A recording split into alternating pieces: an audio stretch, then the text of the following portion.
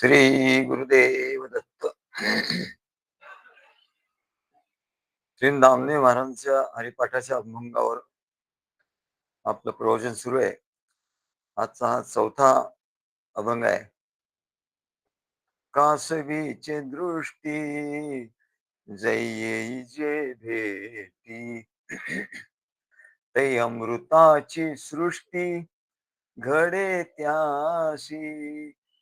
कासवीचे दृष्टी जै जे भेटी, तै अमृताची सृष्टी घडे त्याशी. तैसे हे भजन श्रीरामाचे ध्यान, तैसे हे भजन श्रीरामाचे ध्यान. वाचे नारायण अमृतमय, वाचे नारायण अमृतमय. धन्य त्याचे कुळ सदा पै सफळ, धन्य त्याचे कुळ सदा पै सफळ. दिननिशी पळ राम नाम, दिननिशी पळ राम नाम. नामा म्हणी चोखट भक्त तो उत्तम, नामा म्हणे चोखट भक्त तो उत्तम. वाचेशी सुगम राम नाम, वाचेशी सुगम राम नाम. तेव्हा नामदेव महाराज म्हणतात, कासवीची दृष्टी जै येई जे भेटी, तै अमृताची सृष्टी घडे त्यासी. तेव्हा परमेश्वराने आपल्या या सृष्टीत 84 लक्ष योनी निर्माण केल्या. पशु पक्षी मानव मनुष्य प्राणी सर्व निर्माण केले. असं सर्व अनेक प्रकारचे प्राणी निर्माण केले, पक्षी निर्माण केले, पशु निर्माण केले. अगदी छोटी मुंगी सुद्धा निर्माण केली आणि त्या मुंगीला जे अन्न लागेल त्या अन्नाची सुद्धा व्यवस्था केली. मुंग्या असं वारूळ करतात आणि त्या आपल्या त्यांची चोच ती केवढी म्हणा, त्या त्या साखर काय धान्य सगळं हळूहळू घेऊन जातात. मुंग्याची अशी रांग लागते आणि मोठ्या वारुळात ते सर्व साठवून ठेवतात आणि मग पावसाळा येण्याच्या आधी सर्व साठवून ठेवतात आणि मग ते त्याचा त्या आस्वाद घेत असतात. तेव्हा भगवंतानी सर्वांसाठी अन्न पाण्याची सोय केलेली. तहान लागली तर पाण्याची, भूक लागली तर अन्नाची सोय केली. 84 लक्ष योनी सगळ्या सगळ्या प्राण्यांच्यासाठी केलं. त्यांचं धारण पोषण व्हावं, त्यांचं रक्षण व्हावं, याची तरतूद भगवंतानी अगोदरच करून ठेवलेली आहे. आणि प्रत्येक मनुष्य प्राण्याला आणि त्याचप्रमाणे त्याच्या शरीराची रचना, प्रकृतीचे गुणधर्म प्राप्त झाले आहेत. प्रकृतीप्रमाणे सगळं घडलेलं आहे. सर्व काही आयतेच आम्हासाठी सगळं आमच्यासाठी आयतं करून ठेवलं भगवंताने. सगळी काळजी, सगळ्या प्राण्यांची काळजी, पक्ष्यांची काळजी आधीपासून त्यांनी घेऊन ठेवलेली आहे, करून ठेवलेली आहे. आणि त्या प्राण्यांच्या प्रमाणे त्याच्या शरीराची रचना केली आहे. पक्ष्यांना उडायचं असं त्याच्याप्रमाणे पंख, त्यांना उडता यावं, त्यांच्या राहण्याची व्यवस्था, झाडा झाडावर त्यांची घरटी वगैरे बांधण्याची व्यवस्था सर्व भगवंतानी करून ठेवलं. आणि हे सर्व कशात? प्रकृतीमध्ये. प्रकृतीने जी माया आहे, प्रकृती भगवंताची शक्ती आहे, चित शक्ती. या चित शक्तीने सगळे हे तयारी केली आहे. इतकेच नव्हे तर सर्व प्राण्यामध्ये हे सर्व निर्माण केलं आणि प्रत्येक प्राण्यामध्ये मी आहे असं भगवंताला सर्वांना सिद्ध करून आता परमेश्वर काय सिद्ध करणार? तो सिद्धच आहे ना.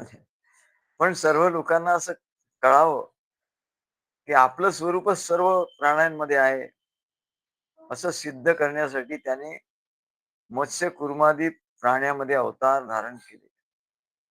मत्स्य अवतार केला, कुर्मा अवतार केला, वराह अवतार केला. हे प्राण्यांमधले अवतार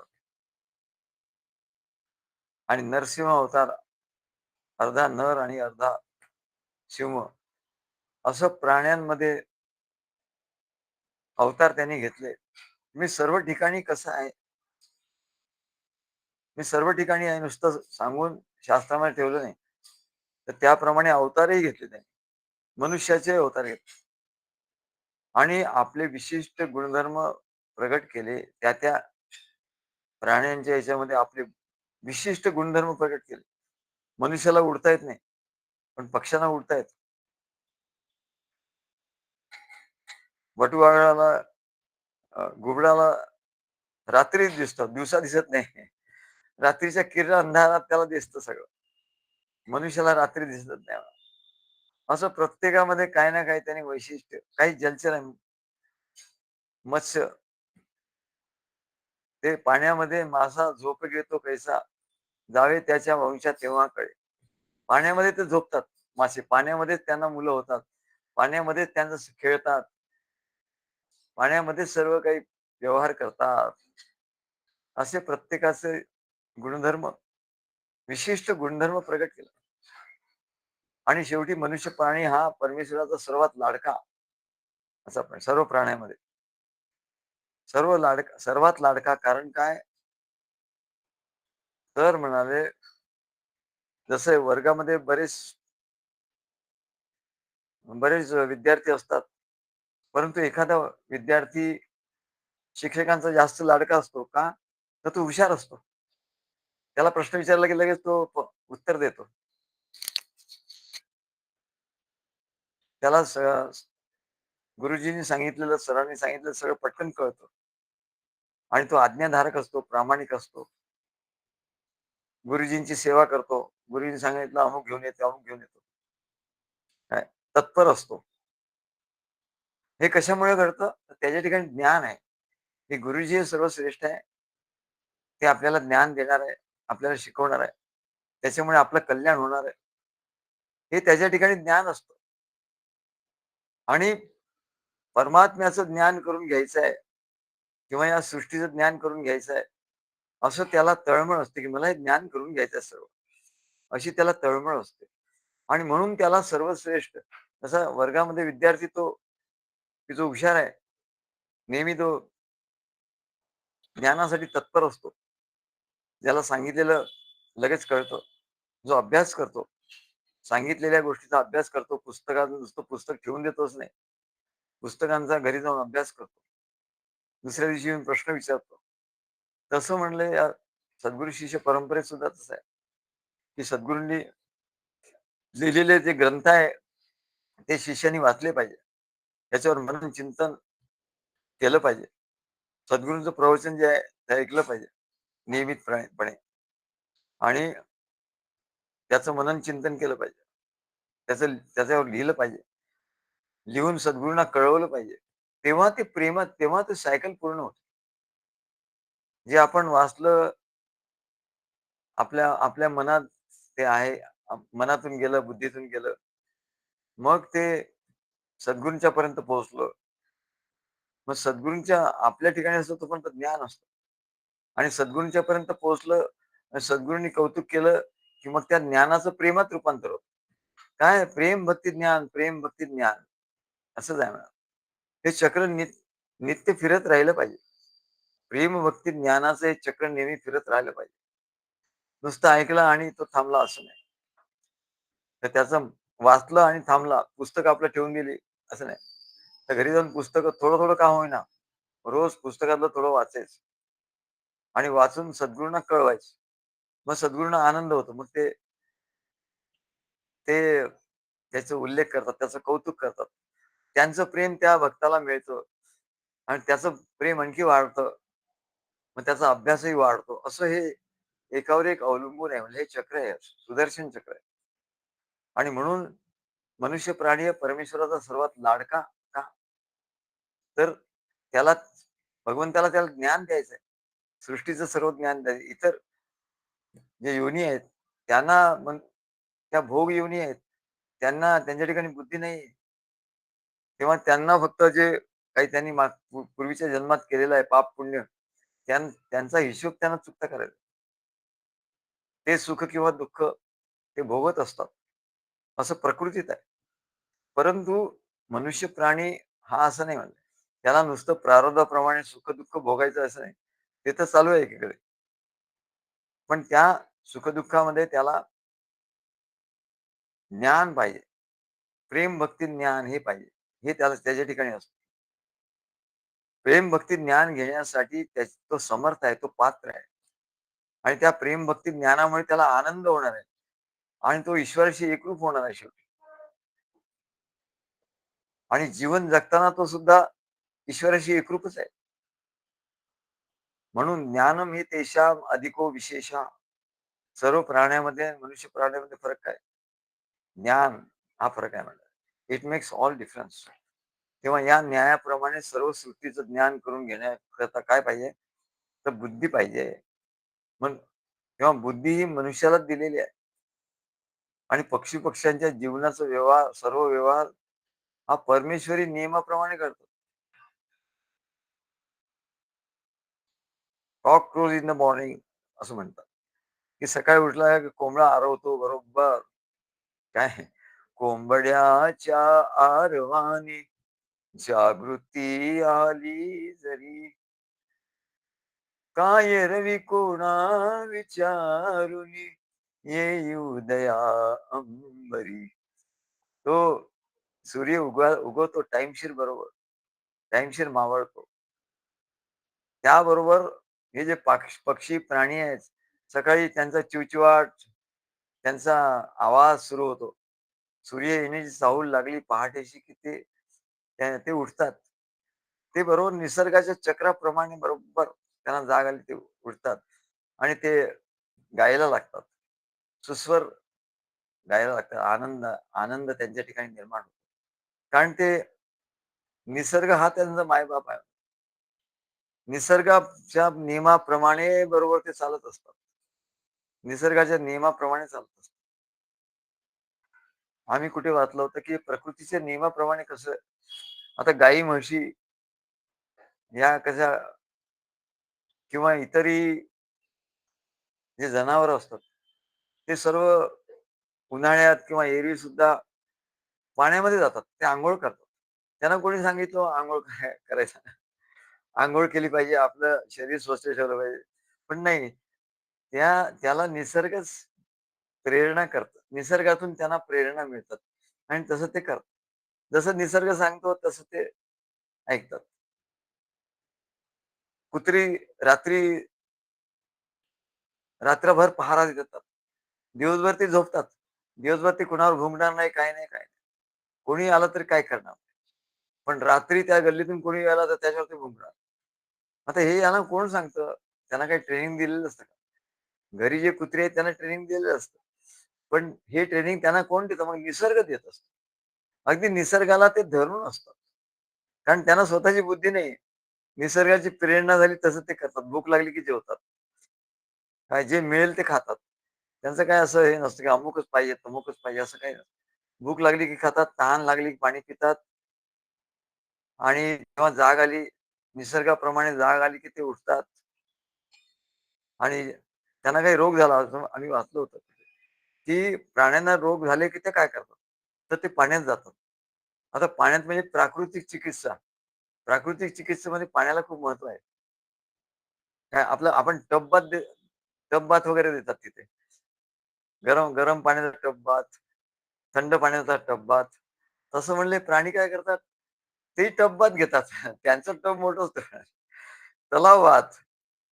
काय तलावामध्ये ते आणि जलचर प्राणी तर त्यांचे रोग तर सगळे त्या पाण्यामुळेच हे होतात म्हणजे. पाणी हे मोठं रोगांना पळवणारं हे आहे. तेव्हा मनुष्य मात्र त्याला बुद्धी असल्यामुळे एक तर फायदा आहे, परंतु त्या बुद्धीचा गैरवापर तो करतो. आणि निसर्गाचे नियम मोडतो आणि म्हणून त्याला रोग होतात. पण इतर प्राण्यांना तसं होत नाही. सहजासहजी त्यांना रोग होत नाही आणि झाले तरी ते काहीतरी पाला खातात. आता मांजरी जी असतात, मांजरीला काही खाल्लं त्याने, जास्त खाल्लं, अभक्ष्य-भक्षण केलं, की मग त्यांचं पोट दुखायला लागतं. मांजरी काय करतात, दुर्वा खातात. त्या बागेमध्ये दुर्वा असतात, तिथे येऊन दुर्वा खातात. त्यांना मग त्यांचं पोट ठीक होऊन जातं. मग त्यांना ते कळतं, ही म्हणजे प्रकृतीची प्रेरणा आहे. काय खायचं कधी? कुठल्या याचा काय कसा उपयोग करायचा? हे सगळे त्यांच्या ठिकाणी प्रेरणा प्रकृतीमुळे होते. ते प्रकृतीशी एकरूप असतात. प्रकृतीशी एकरूप असतात. मनुष्य प्रकृतीपासून दूर झाला, बुद्धी असल्यामुळे. पण बुद्धी असल्यामुळे परमेश्वराला जाणून त्याला घेता येतं. तेव्हा मनुष्य जीवनाच्या सर्व व्यवहाराचं जे ज्ञान आहे, हे त्याच्या बुद्धीने होऊ शकतं आणि त्याचा उपयोग करून त्याला जीवनात आनंद प्राप्त करून आनंद प्राप्त होऊ शकतो. इतर योनीमध्ये सुख-दुःख आहे. प्राणी योनीमध्ये सुख-दुःख आहे. तिथे आनंद आनंद हा नाही. आनंद हा ज्ञानामध्ये आहे. आनंद हा प्रेमामध्ये आहे. आनंद हा ज्ञानामध्ये आहे. कारण ज्ञान चित स्वरूप परमेश्वराचं सच्चित आनंद स्वरूप. तर चित स्वरूप म्हणजे ज्ञान आणि चित स्वरूप म्हणजे प्रेम. आणि त्या प्रेमाने आणि आनंदाने जे काही घडतं त्याला भक्ती असं म्हणतात. म्हणजे चित स्वरूपाच्या 3 गोष्टी आहेत. काय? तर प्रेम, आनंद. प्रेम, भक्ती, आनंद. प्रेम प्रेम, भक्ती, ज्ञान. प्रेम, भक्ती, ज्ञान या चित स्वरूपाच्या गोष्टी आहेत. चित स्वरूपाचे गुण आहेत आणि त्याच्यामुळे आनंद ही अवस्था आहे. म्हणून आनंदपदी जा म्हणती हरी, असं तो जीवनामध्ये आनंद प्राप्त करून घेऊ शकतो. त्या ज्ञानाने, त्या प्रेमाने आणि ज्ञानाने तो आनंद प्राप्त करून घेतो. मात्र त्याने आपल्या बुद्धीचा उपयोग योग्य प्रकारे केला पाहिजे आणि योग्य ज्ञान प्राप्त करून घेण्यात केला पाहिजे.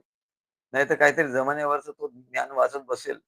हा असं म्हणतो आणि तो तसं म्हणतो, या ग्रंथात असं लिहिलंय आणि त्या ग्रंथात असं नाही. तर सद्गुरूंना शरण जाऊन त्यांनी जे सत्य ज्ञान आहे ते प्राप्त करून घेतलं पाहिजे.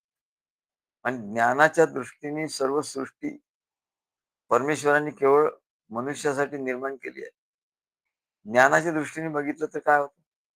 सर्व ही सृष्टी आहे ही परमेश्वरांनी केवळ मनुष्य प्राण्यासाठी निर्माण केली आहे.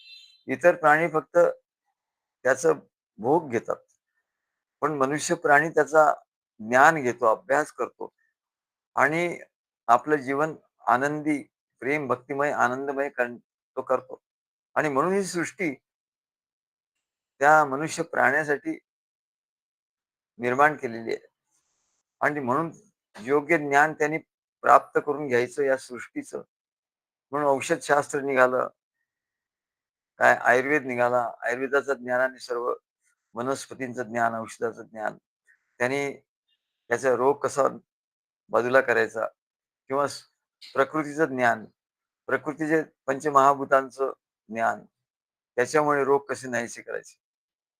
तेव्हा हे सर्व ज्ञान आणि ईश्वराचं ज्ञान, प्रेम, भक्ती, ज्ञान, सद्गुरूंचं ज्ञान, सद्गुरूच्या कार्याचं ज्ञान, हे सर्व ज्ञान प्राप्त करून घेऊन त्यांनी या सर्व विश्वातील वस्तूंचा उपभोग घेतला, तरच त्याला आनंद प्राप्त होईल. नाहीतर मनुष्य नुसता भोगी होईल किंवा नुसता रोगी होईल. भोगी म्हणजे त्याला असं वाटतं, की हे सगळं माझ्या भोगासाठी आहे. काय खायला लागला तो खायलाच लागेल. त्यात काही नियम तो ठेवणार नाही. या प्रकृतीमध्ये जे काही भोग आहे ते तो भोगतच राहील. त्यात तो नियम पाळणार नाही आणि त्याच्यामुळे तो रोगी होईल,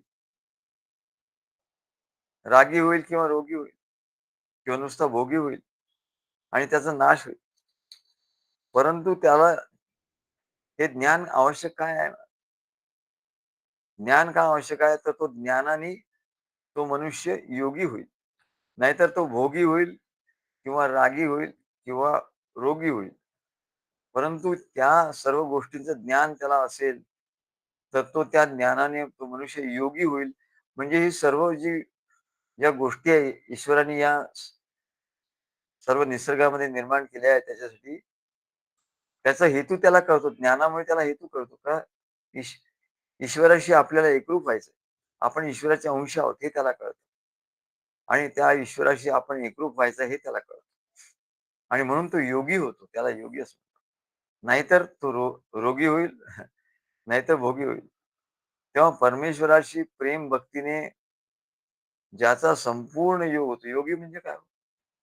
परमेश्वराशी प्रेम भक्तीने ज्याचा योग होतो तोच योगी. आम्ही मागे एक काव्य केलं होतं काय आमचा एक स्टुडंट होता त्याच्यासाठी. त्याचं नाव योगेश होतं. तो अग अगरवाल मिठाईवाला. त्यांचं ठाण्यामध्ये मोठं हे आहे ना. त्याचं नाव योगेश अगरवाल होतं. तर शेवटी त्यांनी वर्षाच्या शेवटी ते असं सही वगैरे मागतात. काहीतरी लिहून मागतात डायरीवर. मी त्याच्या डायरीवर लिहिलं, "ईश से योग है हो जिसका उसे योगेश कहते हैं." ते एकच ओळ मला आठवते. त्याला पाठ आहे माझा. तो मला कधी भेटला तर म्हणून दाखव. ईश से योग हो जिसका उसे योगेश कहते हैं. असं त्या तो मला मी म्हणून दाखवत नाही. तेव्हा तो मनुष्य योगी आहे. कोण? परमेश्वराशी ज्याचा योग आला, ज्यांनी परमेश्वराला जोडून घेतलं, सद्गुरूला जोडून घेतलं. कशाने जोडण्यासाठी काय गोष्ट आहे म्हणाले? भक्ती आणि प्रेम. आधी जाणीव, आधी कळलं पाहिजे त्याच्यासाठी ज्ञान आणि जोडण्यासाठी भक्ती आणि प्रेम हे जोडण्याचं सोल्युशन आहे. भक्ती प्रेमाने तू जोडून घेतो, ज्ञानाने तू जाणतो. जाणलं नाही तर कसं जोडायचं कळणार नाही. आणि परमेश्वराशी परमेश्वराचं ज्ञान करून, सद्गुरूंच्याकडून करून घेऊन, त्यांची भक्ती करून आणि प्रेम त्यांचं घेऊन, जो भक्ती प्रेमाने परमेश्वराशी एकरूप होतो, जोडून घेतो, संपूर्ण त्याचा योग होतो. त्यालाच योगी असं म्हणतात. त्याला भक्ती योगी असं म्हणतात. तेव्हा भगवंतानी जो अवतार घेतले, कासवीची दृष्टी कासवीच्या दृष्टीचं वर्णन केलंय. भगवंताने पहिला अवतार घेतला तो मत्स्य योनीत घेतला. मत्स्य अवतार जेव्हा संपूर्ण प्रलय झाला आणि स्वयंभू मनू म हा पहिला मानव निर्माण झाला. तेव्हा त्या मनूला सांगितलं, की परमेश्वराने सांगितलं, की "ती होडी तयार ठेव." आणि मत्स्य अवतार त्यांनी घेतला भगवंतानी. त्याला सांगितलं, की "होडी तयार ठेव आणि जेव्हा प्रलय होईल, तेव्हा मी येईन मोठं रूप धारण करून आणि माझ्या शिंगाला तू ही होडी बांध. म्हणजे तू हा सर्व समुद्र, एवढा खवळलेला समुद्र तू तरून जाशील आणि पुन्हा नवीन सृष्टीचं सृजन होईल." असं त्याला सांगितलं. तो मत्स्य अवतार. तेव्हा मत्स्य योनीचा विशिष्ट गुणधर्म काय? मत्स्य योनीत भगवंताने अवतार का घेतला? की मत्स्यामुळे त्याने त्याला तारून तर नेलं, मनूला. पण दुसरं म्हणजे मत्स्याची जी मादी असते, ती केवळ स्मरणाने आपल्या पिलांचं रक्षण करते. आता पाण्यातच सगळं आहे. पिलंही पाण्यातच असतात. मग ती पिलं वाहून जात नाहीत. एवढा पूर येतो. तर छोटी-छोटी पिलं असतात माश्यांची आणि ती खरं वाहून जायला पाहिजे ना हो, त्या एवढ्या ह्याच्यात. पण म्हणले ती वाहून जात नाही. कारण काय? तर मत्स्याची जी मादी असते मासे, ती आपल्या पिलाचं रक्षण करत असते. तिच्या आजूबाजूला सर्व ते पिलं असतात आणि त्या पिलांचं स्मरण करते. कसं रक्षण करते? तर तिच्या ठिकाणी तिचं एवढं तीव्र स्मरण असतं. त्या पिलांचं सगळ्या कोण-कोण पिलं आहेत आपली, त्यांचं तिच्या ठिकाणी स्मरण असतं आणि 24 तास त्या समाधीतच असते. समाधी अवस्था असते तिची आणि ती सारखंच त्या पिलांचं स्मरण करते आणि त्याच्यामुळे त्या पिलांना काही होत नाही. पिलांचं रक्षण होतं आणि ते स्मरण कशी करते? तर पूर्ण वात्सल्यानी. जसं लहान मुलगा असतो, एकदम बालक, त्याचं माता त्याची सगळं काय करत असते. त्याला त्याचं काही करावं लागत नाही. त्याचं रक्षण, त्याचं पोषण, त्याला भूक लागली, त्याला तहान लागली, त्याला झोप आली, त्यांना अंघोळ घालायची, त्याला मालिश करायची, त्याला कुठे खाज आली, काय आलं, मूत्र, मळ सगळं काही ती त्याची आई करत असते. काय तेव्हा हे तिला सगळं स्मरण असतं. तिला त्याचा ध्यास असतो. तसं म्हणले स्मरण, नामस्मरण कुठून आलं? नामस्मरणाचा एवढा अगाध महिमा कसा आहे? तर तो आपल्याला पशु-पक्ष्यांमध्ये, प्रकृतीमध्ये बघायला मिळतो. आपल्या कुटुंबात बघायला मिळतो, की लहान बालक असतं, त्याचं आपण पोषण कसं करतो. तसंच म्हणजे मनुष्याचं आणि परमेश्वराचं असं नातं आहे. मनुष्याचं आणि भगवंताचं असं नातं आहे. तो मनुष्य व्याकुळतेने जर परमेश्वराचं स्मरण करेल, व्याकुळ नाही होत म्हणाले. आर्तता नाही येत त्याला. परमेश्वराचं स्मरण तर करतो तो. करायचं म्हणून करतो. पण त्याला व्याकुळता येत नाही. जेव्हा तो व्याकुळतेने स्मरण करेल, तेव्हा तो कितीही संकटात का असेना, तर भगवान त्याला घेऊन त्याचं रक्षण करणार. सदा चक्रवाकाशी सदा चक्रवाकाशी आदित्य जैसा उडी घालतो स्वामी उडी घालितो संकटी स्वामी तैसा. संकटामध्ये चक्रवाकाला जसा तसं म्हणले संध्याकाळ झाली की ते चक्रवाक पक्ष्यांना दिसत नाही. पहाट झाली की जेव्हा सूर्य येतो तेव्हा चक्रवाक पक्ष्यांना दिसायला लागतं. तर सूर्य जसा त्यांच्यासाठी संकटातून त्यांना वाचवतो, तोपर्यंत ते रात्रभर त्याचा धावा करत असतात. चक्रवाक पक्षी वियोगे बहाती. ही चक्रवाक पक्षी दोघांचा वियोग होतो. नर आणि मादी यांचा वियोग होतो कारण अंधार असतो. आणि मग जेव्हा सूर्य येतो सकाळी, तेव्हा सगळं त्यांना दिसायला लागतं आणि तेव्हा दोघांचं मिलन होतं. तेव्हा तसंच भगवान आपल्या भक्ताचं तो संकटात असताना त्याचं रक्षण करतो. जो व्याकुळतेने त्याचं स्मरण करेल. चक्रवाक पक्षी रात्रभर आवाज करत असतात. रात्रभर हाका मारत असतात. त्याची ती व्याकुळता बघून जसा सूर्यनारायण येतो आणि त्यांच्या संकटातून त्याला त्यांचं मिलन घडवून आणतो. त्यांचं रक्षण करतो. तेव्हा असा भगवान व्याकुळतेने स्मरण केल्यानंतर भक्ताला प्राप्त होणार नाहीत. त्याचं रक्षण करेल, यात वावगं काय आहे? त्याचप्रमाणे प्रत्येक मनुष्य इतर प्राणी मात्राचं स्मरण प्रेमाने करील. आता एवढं गहन गोष्ट आहे म्हणा बघा. एवढं गहन ज्ञान सांगितलेलं आहे, की अरे त्या परमेश्वराचं स्मरण आपण करतो. तेव्हा तो उडी घालितो संकटी स्वामी तैसा. सदा चक्रवाकाशी मार्तंड जैसा. उडी घालतो संकटी स्वामी तैसा. नुपेक्षी कदा देव भक्ताभिमानी हे सांगितलं. पण म्हणले तसंच परमेश्वराचे जे भक्त आहे, जे मनुष्य प्राणी आहे, त्याने कसं वागलं पाहिजे? हे सांगतात.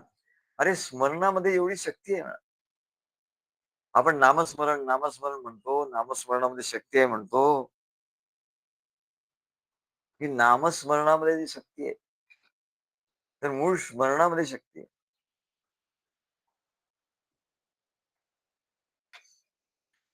नामस्मरणामध्ये म्हणजे स्मरणाची शक्ती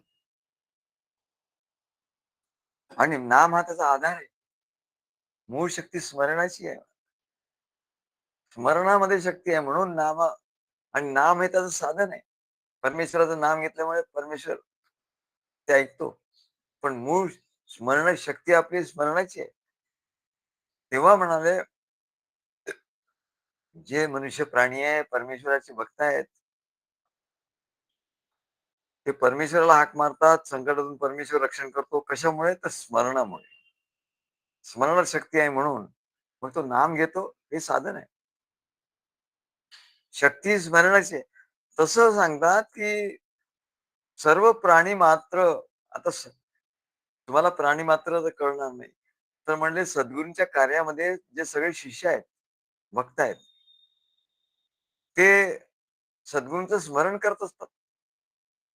जप करतात, स्मरण करतात सद्गुरूंचे, परमेश्वराचं स्मरण करतात त्या नावाने.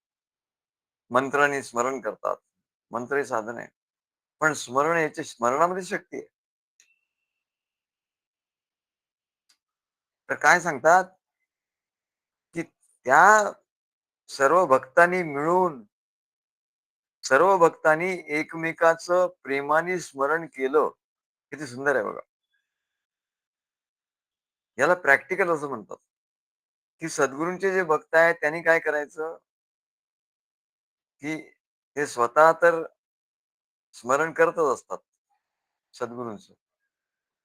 ते जप करत असतात.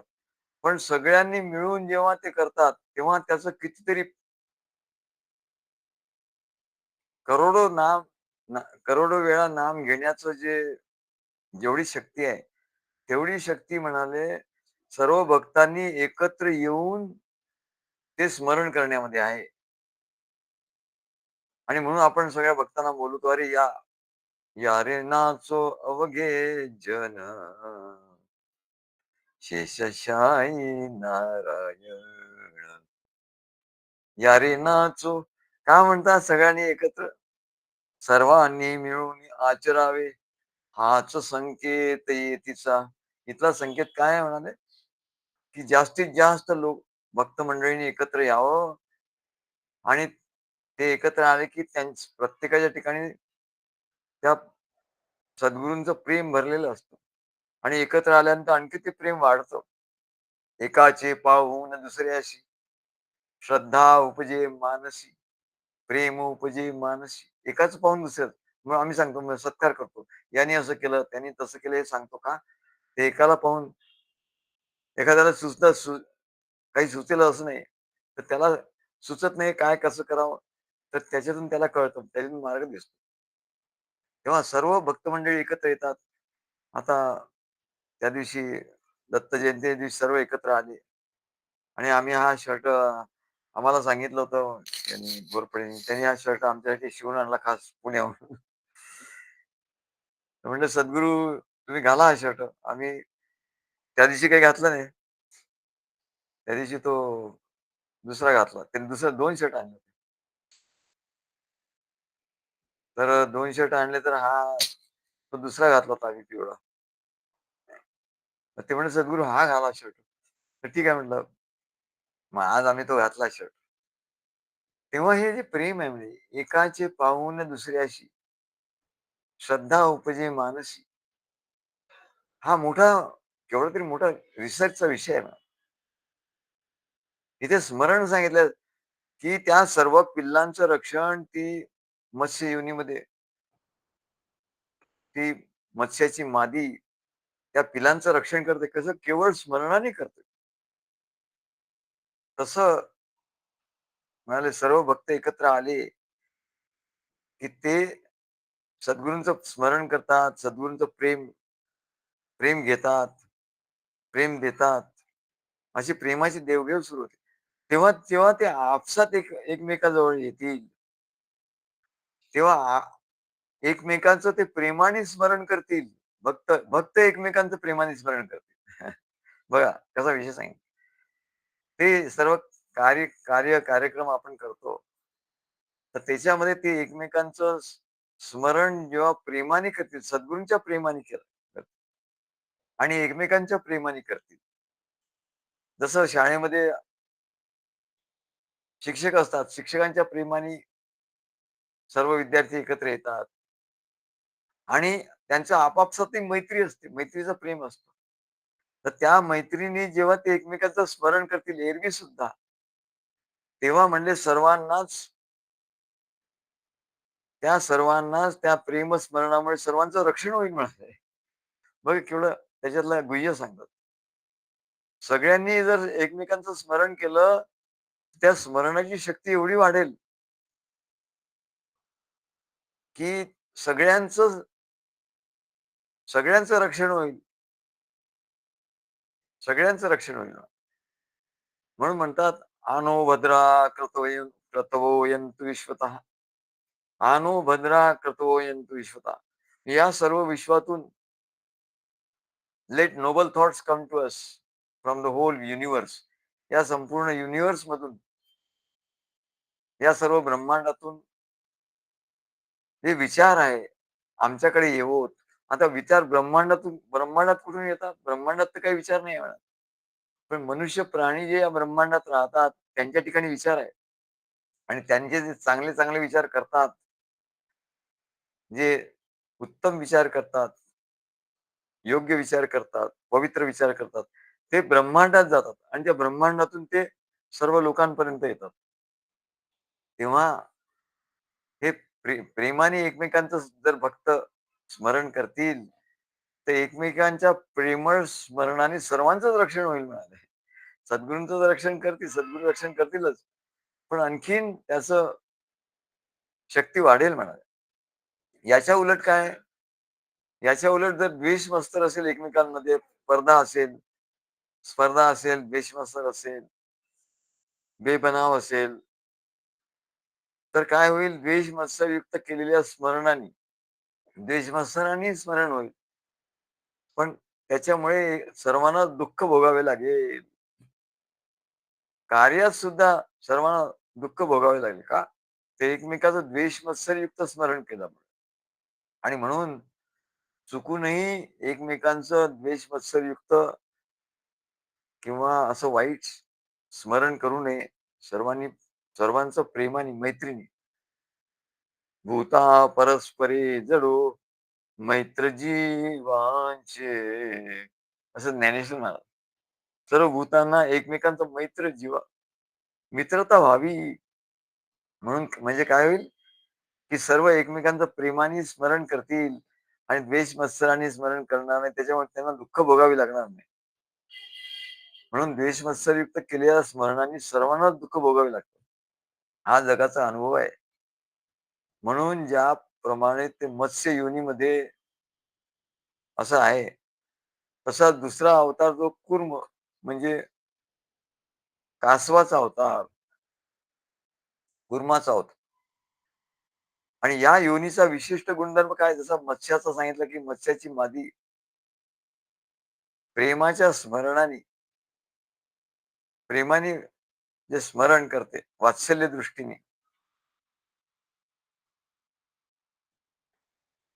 वात्सल्य स्मरणाने तिच्या पिलांमध्ये वात्सल्य आणि त्या वात्सल्याने ती स्मरण करते, त्याच्यामुळे त्यांचं रक्षण होतं. तसं कूर्म म्हणजे कासव काय करते? कासवाची मादी काय करते? आपल्या पिलांचं रक्षण ती आपल्या दृष्टीने करते. कारण कासव हा पाण्यातही राहतो आणि जमिनीवर पण तो राहतो आणि पाण्यात पण राहतो. पाण्यात जास्त राहतो, जमिनीवर मधून-मधून येतो. तेव्हा कासवाची पिल्लं जमिनीवर आली किंवा पाण्यात आहेत, तर कासवाची मादी काय करते? त्या पिलांचं पोषण कसं करते? नुसत्या वात्सल्य दृष्टीने करते. त्यांच्याकडे दृष्टीने बघत राहते. जशी आई आपल्या मुलाकडे वात्सल्य दृष्टीने बघत असते. ती आपल्या समोर आपल्या पिल्लांना ठेवून त्यांच्या दृष्टीला दृष्टी लावून आपल्या प्रेमाची माया ती त्यांना देत असते. प्रेम माया देत असते. आणि त्या सर्वांचं पोषण तिच्या नुसत्या दृष्टीने होतं बघा. नुसत्या दृष्टीने पिलांचं पोषण होतं. ती काही नेऊन असं चारा भरवत नाही त्यांच्या. ते पाण्यात असतात. ते चारा कसे खाणार म्हणा? तेव्हा ती आपल्या दृष्टीने त्याचं पोषण करत असते. आणि हीच प्रेमाच्या मायेची दृष्टी जर मनुष्याला लाभली, मनुष्याच्या ठिकाणी मात्र this is lacking in human beings. मनुष्याच्या ठिकाणी याचा अभाव आहे आणि म्हणून त्याला दुःख भोगावी लागतात. हीच प्रेमाच्या मायेची दृष्टी मनुष्याला जर लाभली आणि त्या दृष्टीने त्याला सर्व जगाकडे पाहता आलं. आधी ती मायेची दृष्टी, प्रेमाची दृष्टी त्याला लाभली पाहिजे आणि त्या दृष्टीने त्याला सर्व जगाकडे पाहता आलं पाहिजे. तर जिकडे-तिकडे प्रेमाचं आणि आनंदाचं वातावरण निर्माण होईल. जिकडे-तिकडे प्रेम. जिकडे-तिकडे प्रेम त्याला अनुभवायला येईल आणि सर्वांना बरोबर घेऊन तो काय, काय आनंदाचा उत्सव करेल म्हणा.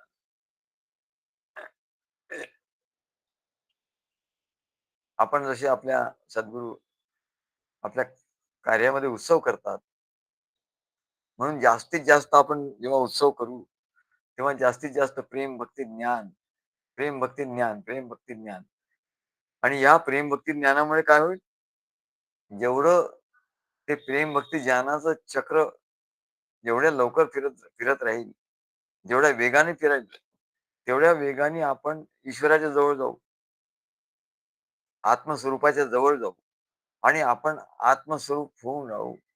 सद्गुरूंच्या जवळ जाऊ. सद्गुरू स्वरूप म्हणजे आत्मस्वरूप होऊन राहू. तेव्हा म्हणून त्या प्रेम, भक्ती, ज्ञानाचं हे महात्म्य आहे आणि हीच याला दिव्य दृष्टी असं म्हणतात.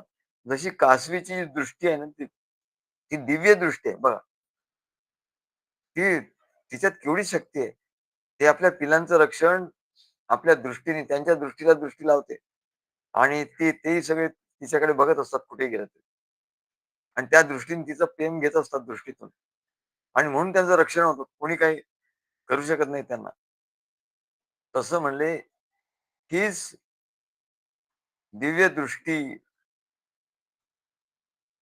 जर लाभली, तर म्हणले सर्व सृष्टी अमृतमय बनून जाईल. दृष्टीमध्ये काय आहे? तर अमृत आहे. अमृत आहे म्हणून तर ते रक्षण होतं ना. त्या दृष्टीमधून अमृत पाझरतं म्हणून दृ रक्षण होतं. म्हणून ही दृष्टी जी भगवंतांनी आपल्या लाडक्या अर्जुनाला दिली, त्याला दिव्य दृष्टी दिली म्हणून त्याला भगवंताचं विराट स्वरूप बघता आलं. त्याचं ध्यान करता आलं. मागे आपण ते ध्यान बघितलं होतं. विराट स्वरूपाचं ध्यान करा. तेव्हा भक्त सांगतात आमचे काय, सद्गुरू म्हणले, "आम्ही त्या विराट स्वरूपाचं ध्यान करतो. अजून तेवढं जमत अजून तेवढं जमत नाही म्हणाले. थोडा वेळ जातं, थोडा वेळ जातं. पण तुम्ही सकाळी जे ध्यान सांगितलं ते आम्ही करतो" म्हणा. तेव्हा यातही तोच विषय सांगितलाय, की जी दिव्य दृष्टी अर्जुनाला दिव्य दृष्टी दिली. कशा? ती दिव्य दृष्टी म्हणजे काय? तर ती दिव्य दृष्टी म्हणजे प्रेमाची दृष्टी, ज्ञानाची दृष्टी त्या अर्जुनाला दिली. भगवंतानी त्या अर्जुनाला आपली त्याची कृपा दृष्टी, प्रेम दृष्टी दिली आणि त्याच्या ठिकाणी ते सगळं प्रेम प्रवाहित झालं. त्याच्यानंतर ज्ञानाची दृष्टी दिली. ज्ञान प्रवाहित झालं. हे दोन्ही चैतन्यच आहे आणि म्हणून त्याला त्या दृष्टीने तो ते विराट स्वरूप बघू शकला. दिव्य दृष्टी दिली म्हणजे काय? कोणी म्हणतात इकडे काय, काय तो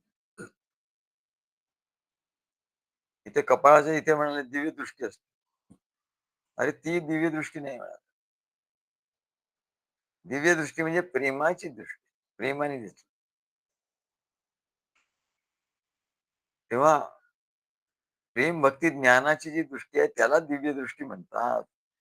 अ भगवंतांनी अर्जुनाला प्रेम दिलं आधी.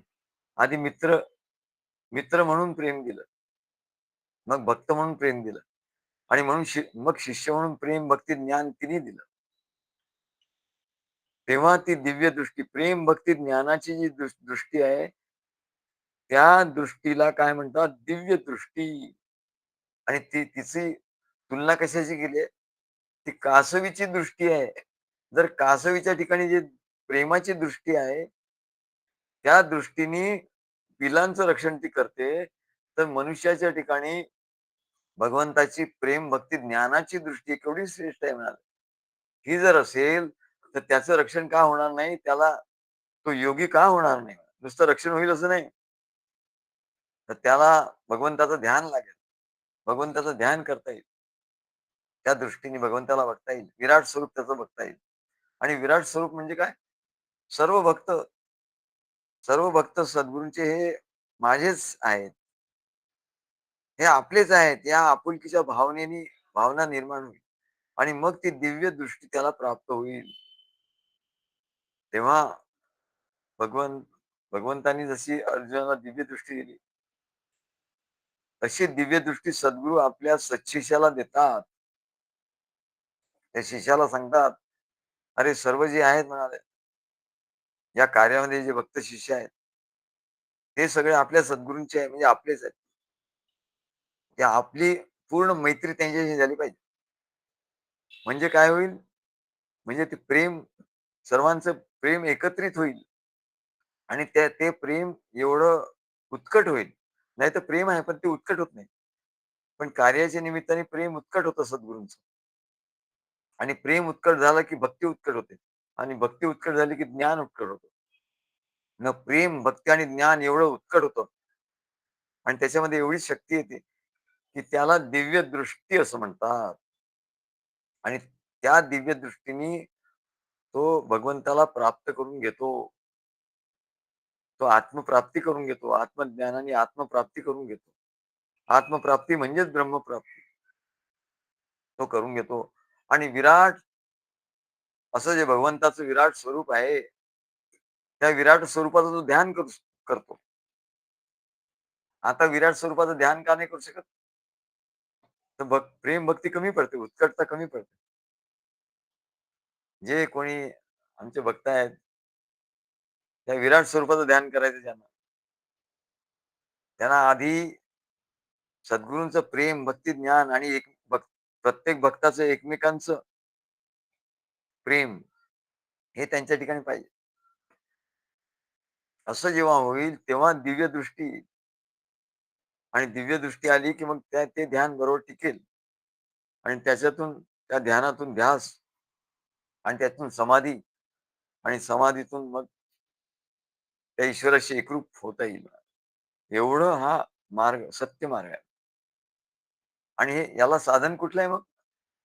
सद्गुरूंनी दिलेला जो राम मंत्र आहे, म्हणजे जो गुरुमंत्र आहे. सद्गुरूंनी दिलेला राम मंत्राच्या जपाचं जे सामर्थ्य आहे. काय सामर्थ्य आहे? राम मंत्राचा जप त्याचं सामर्थ्य काय आहे? मंत्र कशासाठी दिलाय? मंत्र हा स्मरणासाठी दिलाय. परत सांगितलं. स्मरण, अरे मंत्रामुळे स्मरण होईल तुला. सद्गुरूंच्या प्रेमाचं, भक्तीचं, ज्ञानाचं आणि त्या जप सामर्थ्याने ही दृष्टी त्याला प्राप्त होते. आणि सर्व चराचर सृष्टी परमेश्वरमयच आहे, हे ज्ञान त्याला होतं, की मग तो आधी कार्यामध्ये तसा अनुभव घेतो. कार्यामध्ये तसा अनुभव घेतो, की हे सर्व सद्गुरूंचे भक्त आहेत. कुटुंबामध्ये तो तसा अनुभव घेतो. अरे सर्व माझे कुटुंबीय आहेत ते सद्गुरूंचे भक्त आहेत.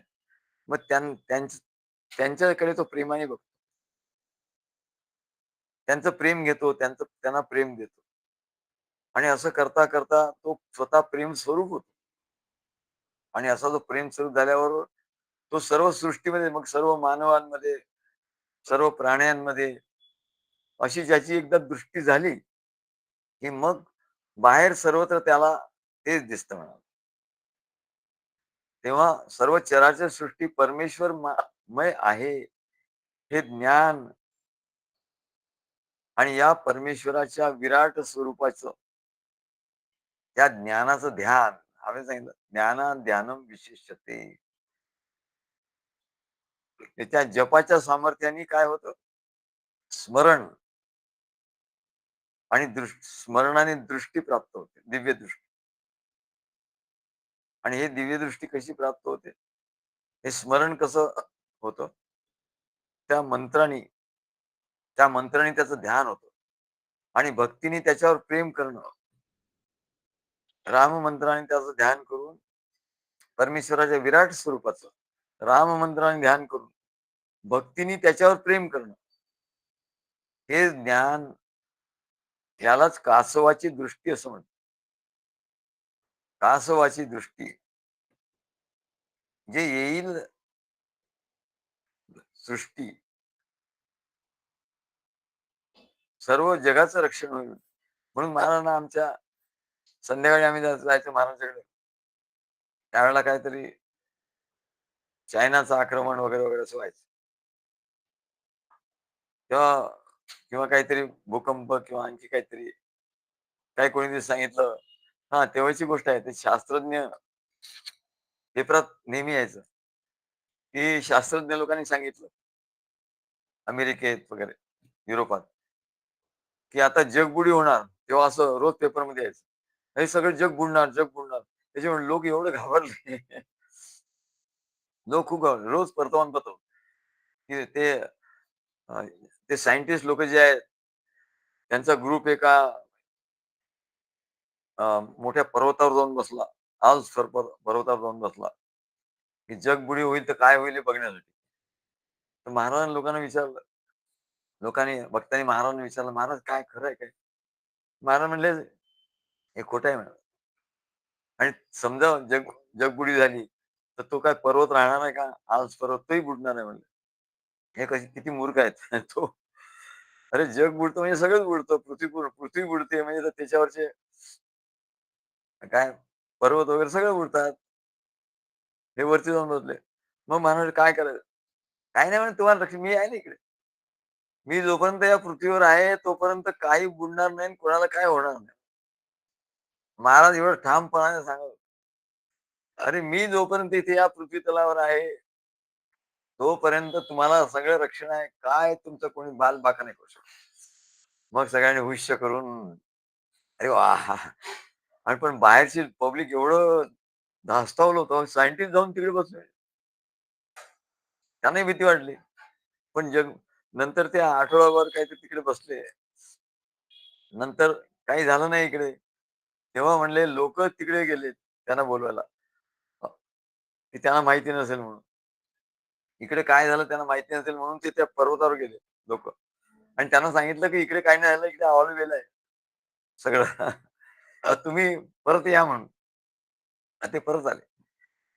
तेव्हा म्हणले, असा हा जो परमेश्वराचा जे विराट स्वरूप आहे, त्या विराट स्वरूपाचं ध्यान कशाने होईल?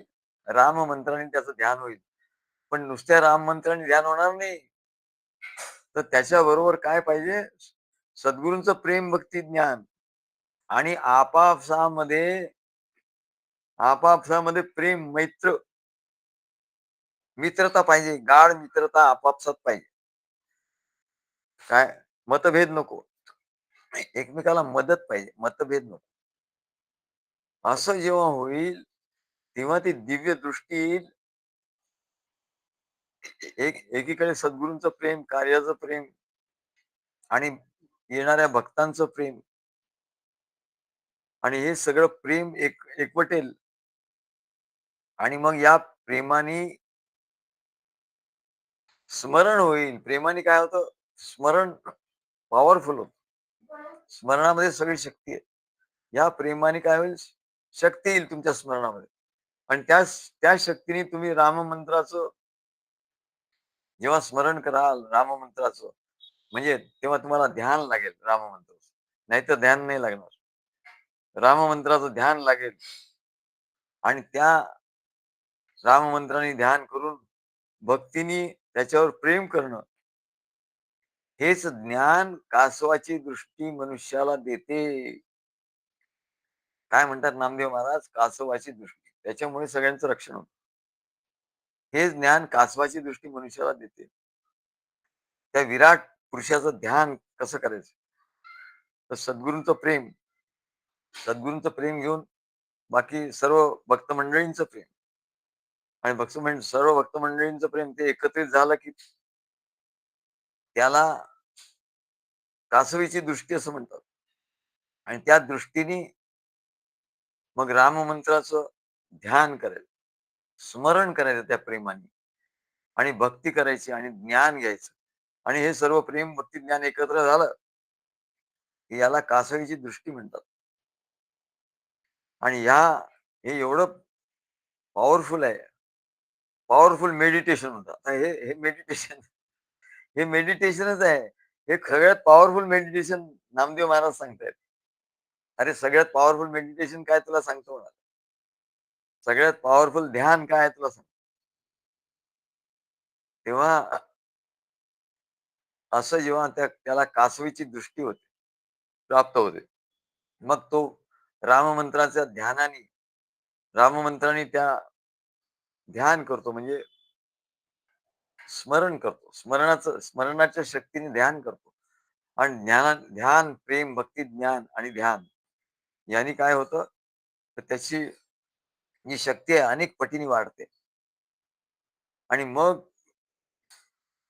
त्या दृष्टीने हे ज्ञान जे आहे म्हणजे कासवाच्या दृष्टीतून हे ज्ञान प्राप्त होतं. तसंच म्हणजे कासवाची पाठ जी आहे, त्याची ढालीप्रमाणे असते. पूर्वीच्या युद्धामध्ये कासवाच्या पाठीचा ढाल करायचे. त्याच्यावर तलवारीने किती आघात केले तर तुटायचे नाही. ढालीप्रमाणे बाहेरच्या सर्व जे आघात होणार आहे, या संसारामध्ये आपल्यावर आघात होत असतात. आपल्याला दुःख होत असतं. लोकं काही बोलतात, अपमान करतात, काय करतात, शिव्या-शाप देतात. त्याच्यापासून बचाव करतो म्हणाले. बाहेरच्या सगळ्या आघातापासून काही लोक मंत्रतंत्र करतात, हे करतात.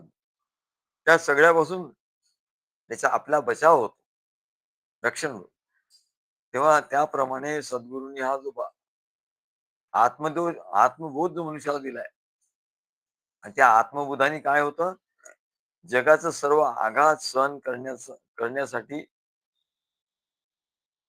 आत्मबोध जो सद्गुरू तो आत्मबोधाची ढाल करतो. संसारात जाताना त्याच्या ठिकाणी ढाल असते. अरे आत्मबोध आहे. हे सर्व मैत्र जीवांचे भूता परस्परे जो मैत्री. आधी तो सद्गुरूंच्या कार्यामध्ये प्रॅक्टिस करतो. इथे प्रॅक्टिस होते त्याची. आणि अशी प्रॅक्टिस करता जेव्हा तो संसारात जातो, तेव्हा मग ती प्रॅक्टिस त्याला उपयोगाला येते. सद्गुरूंच्या कार्यात केलेली प्रॅक्टिस. कशी? मैत्र जीवांचे सर्व जीवांचं मित्रता अशी दृष्टी त्याला येते.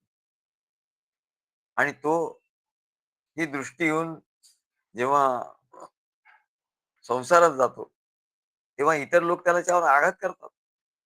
पण मग तो हे जो आत्मबोध त्याची ढाल तो पुढे करतो आणि त्याच्यावर सहन करतो. मग जगाचे सर्व आघात सहन करण्यास तो कणखर बनतो. तो आत्मबोध त्याला कणखर बनवतो आणि त्याच्यामुळे त्याचं आत्मरक्षण होतं. जेव्हा कुठलंही भय त्याला प्राप्त होतं बाहेर, तेव्हा जसा कासव यदा संवर्ते चायं कूर्मोऽंगानीव सर्वशः यदा संवर्ते त्याच्यावर जेव्हा आघात होतो, कूर्म म्हणजे कासवावर, यदा संवर्ते च अयं यदा संवर्ते चायं कूर्मोऽंगानीव सर्वशः कूर्म म्हणजे तो कासव आपली सर्व अंग आत घेतो. त्या ढालीमध्ये घेतो. तेव्हा तसं म्हणाले, जेव्हा आघात होतो तेव्हा तो भक्त त्या आत्मबोधाचं ढाल घेऊन आपले सर्व इंद्रिय आपल्या ताब्यात ठेवतो. हात-पाय आवरून आपलं सर्व शरीर त्या आपल्या पाठीच्या ढालीखाली जसा तो कासव ठेवतो आणि तो निर्भय होतो. त्याप्रमाणे यदा संवर्ते चायं कूर्मोऽंगानीव सर्वशः इंद्रियार्थेभ्यस् तस्य प्रज्ञा प्रतिष्ठिता असं भगवान गीतेमध्ये सांगतात. हे अर्जुना म्हणले जसा तो कासव आहे. कासव काय करते त्याला कोणी मारायला लागला, आघात करायला आला. यदा संहरते च अयम अयम म्हणजे या कासवाला संहरते म्हणजे कोणी मारायला आला. कूर्मोऽंगानीव सर्वशः तो आपली सगळी सद्गुरू आवाज गेला. सद्गुरू आवाज गेला.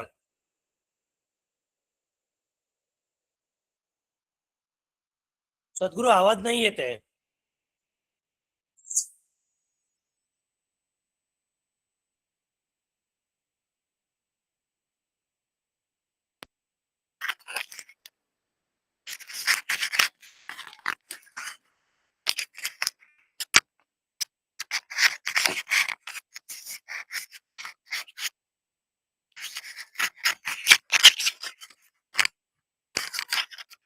यदा संवर्ते चायम कूर्मोऽङ्गानीव सर्वशः इंद्रियार्थेभ्यस्तस्य प्रज्ञा प्रतिष्ठिता.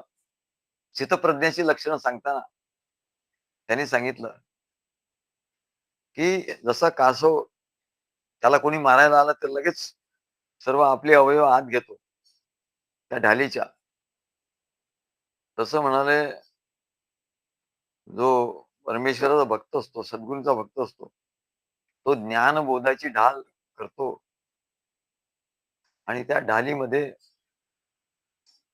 तो सर्व इंद्रिय जी आहेत ती धावतायत. संसारामध्ये इंद्रिय धावतायत. त्या सर्व इंद्रियांना सांगतो, "अरे, तुमच्यावर संकट येईल उगाच तुम्ही काय असं कराल, या संसारात गडबड कराल, तुमच्यावर संकट येईल."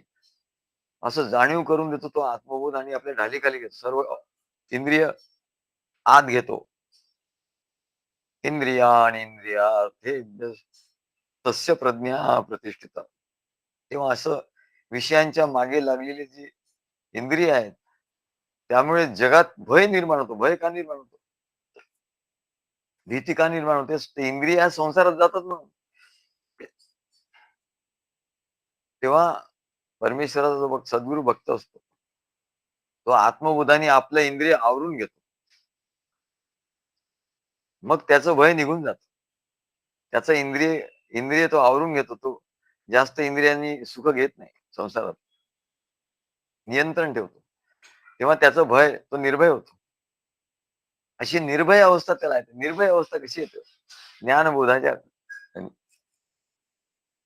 कारण वैराग्य हेच पूर्ण निर्भय करणारं साधन आहे. मनुष्य निर्भय कसा होतो? तो वैराग्यामुळे होतो. ते नारद ऋषी कुठेही कुठे ते त्रैलोक्यात फिरतात. फिरता फिरता जंगलातून जातो आणि वाल्या कोळी भेटला, "ए गोसावड्या, कुठे चालला? थांब." दुसरा कोणी असता तर त्याचे हिंदीत म्हणतात पतलून गेली झाली असती. पण त्यांनी काय नाही, ते उभे राहिले. का? काय? का? त्यांच्या ठिकाणी धैर्य कसं आलं? वैराग्य. त्यांच्या ठिकाणी काहीच नव्हतं. घेण्यासारखं काय आहे? म्हणजे काय तुझ्या ठिकाणी आहे ते काढ. तो म्हणले, "काय एक जोळी आहे, हे घे बाबा. ही जोळी घे. आणखी काय पाहिजे तर तुला हा पंचा घे. त्याच्यापेक्षा जास्त काय म्हणले, ते माळ घे. बाकी माझ्याकडे काही नाही."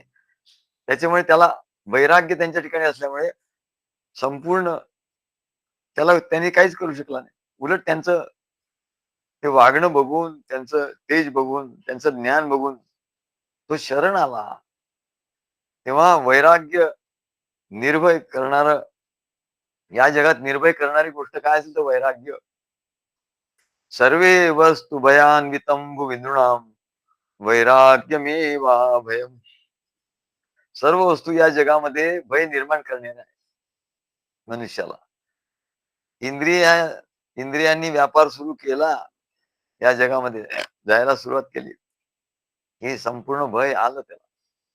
म्हणून सर्व इंद्रिय निरोध करून जेव्हा वैराग्य त्याच्या ठिकाणी येतं, तेव्हा वैराग्य हे जे साधन आहे ते निर्भय करणारं साधन आहे. सर्वे वस्तू भयान्वितं नृणाम. नृणाम म्हणजे मनुष्याच्या. सर्व वस्तू या जगात त्यांनी जमा केलेल्या आहे, त्याच्यापासून त्याला भय आहे. भोगे रोग भयम कुले च्युती भयम. जास्त भोग घेतला, खूप पैसा मिळवला आणि स्वतःच्याच भोगासाठी तो वापरला, तर त्याचा रोग होईल. भोगे रोग भयम कुले किंवा चोर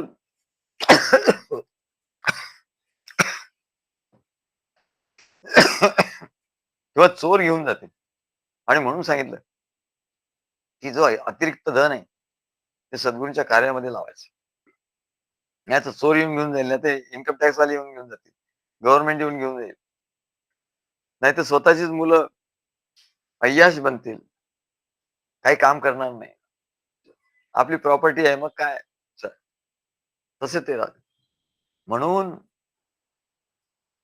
दान हे जे निघालं ना, आणि सगळ्यात उत्कृष्ट ध्यान म्हणजे सद्गुरूंच्या कार्यामध्ये करणं.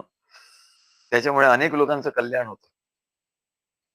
सर्वे वस्तु भयान्वितं भुवी नृणां वैराग्यमेवाभयम्. वैराग्य हे एकमेव अभय आहे.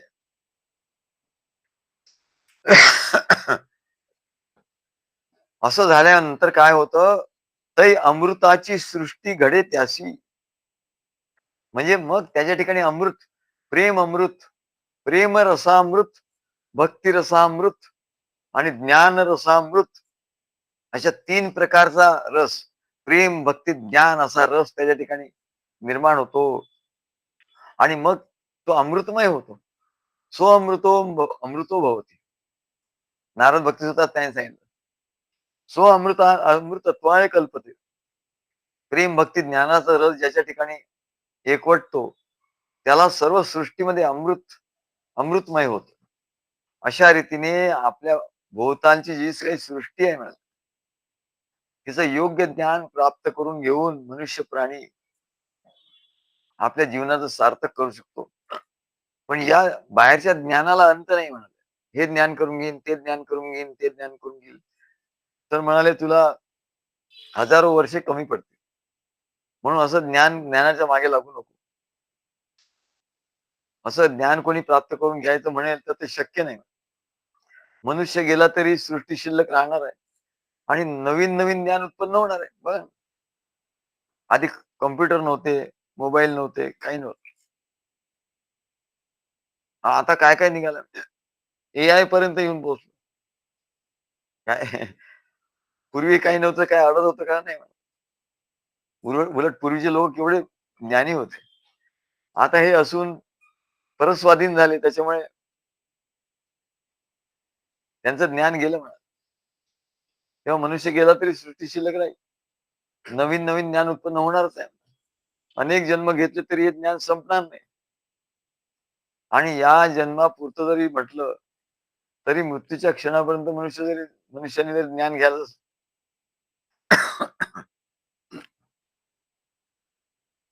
ज्ञान घेण्याचा प्रयत्न केला तरी ते काही पूर्ण होणार नाही. तेव्हा या प्रेमभक्ती ज्ञानाने, सद्गुरूंच्या प्रेमभक्ती ज्ञानाने मानवी जीवन अमृतमय बनतं आणि संसाराची जीवदशाही, संसाराकडे बघितलं तर संसाराची जीवदशा ही निसर्गतः विषमय आहे. एकमेकाबद्दल तिरस्कार, क्रोध, काम, क्रोध, लोभ, मोह, मद, मत्सर यांनी सगळं विषाक्त झालंय म्हणजे जीवन, संसार. आणि म्हणून अत्यंत क्लेशाची आहे म्हणा. हे जीवदशा, संसार हे अत्यंत क्लेश आहे. त्या विषयाचं अमृत बनवण्याचा मार्ग म्हणजे कुठला? राजमार्ग. विषमपि अमृतम भवेत. कुठला मार्ग आहे? सद्गुरूंचा प्रेम भक्ती ज्ञान मार्ग. प्रेम भक्ती ज्ञान गंगा ह्या सर्वांना पवित्र करणार आहे. तेव्हा ते सांगतात, कासवीचे दृष्टी जयी जी भेटी, तै अमृताची सृष्टी घडे त्यासी. तैसे भजन श्रीरामाचे ध्यान, वाचे नारायण अमृतमय. धन्य त्याचे कुळ सदा पैस फळ, दिननिशी फळ राम नाम. नामा म्हणे चोखट भक्त तो उत्तम, वाचेशी सुगम राम नाम.